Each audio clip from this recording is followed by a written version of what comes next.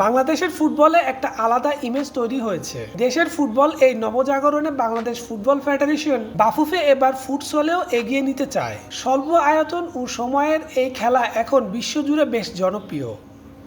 কিছুদিন আগে ফুটসলের ট্রায়ালের আয়োজন করে এবার খেলোয়াড়দের উন্নতির লক্ষ্যে ইরান থেকে কোচ এনেছে বাফুফে। বাংলাদেশের ফুটবলের যাত্রাটা শুরু হচ্ছে ইরানি কোচ সাইদ খোদ রাহমির হাত ধরে। গত 27 জুলাই বিকেলে বাফুফে ভবনে এই ইরানি কোচকে নিয়ে সংবাদ সম্মেলন করেছেন ফেডারেশনের সভাপতি তাবিত আউয়াল। বাংলাদেশের দায়িত্ব নেওয়ার প্রসঙ্গে সাইদ বলেন, আমি চ্যালেঞ্জ নিতে পছন্দ করি, যে কারণে এখানে এসেছি। মিয়ানমারে যখন দায়িত্বে ছিলাম তখন একই অবস্থা ছিল। 5 বছর পর এখন তাদের উন্নতি হয়েছে। আমি চাই বাংলাদেশের মানুষও একদিন সাইদকে মনে রাখবে। এক যুগেরও বেশি সময় ধরে এএফসি ফুটবল ইনস্ট্রাক্টর সাইদ। এর আগে মিয়ানমারের জাতীয় নারী দল ও পুরুষ ফুটসল দলের কোচ ছিলেন 5 বছর। আগামী সেপ্টেম্বরের শেষের দিকে মালয়েশিয়া অনুষ্ঠিত হবে এশিয়ান কাপ ফুটসল বাছাই। সেখানে অংশ নিচ্ছে বাংলাদেশ। আর এই টুর্নামেন্টকে সামনে রেখেই মূলত 3 মাসের জন্য তাকে এনেছে বাফুফে।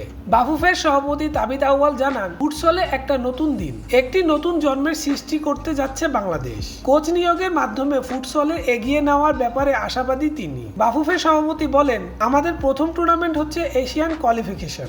আমরা যদি চেষ্টা করি একটা হাই পারফরমেন্স টুর্নামেন্টে অন্তর্ভুক্ত থাকার জন্য, তাহলে সেই যাত্রা থেকে আগামী যাত্রা আরেকটু সুবিধা পাবে এবং গ্রহণযোগ্যতাও পাবে। প্রথম টুর্নামেন্টে বাংলাদেশ গ্রুপে পড়েছে শক্তিশালী ইরান। এই নিয়ে তিনি বলেন, বাংলাদেশ বিশ্বাস করে, বাংলাদেশের খেলোয়াড়রা বিশ্বাস করে, যত বড় দলই হোক আমরা ভালো খেলবো, আমরা ফাইটিং ম্যাচ দিব। আমরা বাংলাদেশের পতাকা নিয়ে যখন নামি তখন কোনোভাবেই পিছপা হব না। খেলার ভিতরে হার জিত আছে, আমরা আন্ডারডগ হিসেবেই যাব। আগামী ফুটসল লিগ আয়োজন করার ব্যাপারে আশা প্রকাশ করেন বাফুফে সভাপতি। অবকাঠামো নিয়ে বাফুফে সভাপতি বলেন, আমরা নিজেরা এবং সরকার উভয় একসঙ্গে কাজ করে এই বিষয়ে এগিয়ে নেব। ফুটসলের অভিষেকের আসরে কঠিন গ্রুপ পড়েছে বাংলাদেশ। ফুটসলে ইরান বর্তমান ও সবচেয়ে বেশিবার এশিয়ান চ্যাম্পিয়ন। পাশাপাশি স্বাগতিক মালয়েশিয়া ও সংযুক্ত আরব আমিরাত আছে বাংলাদেশের গ্রুপে। 8টি গ্রুপ চ্যাম্পিয়নের পাশাপাশি সেরা 7 রানার আপ আগামী বছর ইন্দোনেশিয়ার চূড়ান্ত পর্বে খেলার সুযোগ পাবে। বাছাই পর্ব অনুষ্ঠিত হবে আগামী 20 ও 24 সেপ্টেম্বর।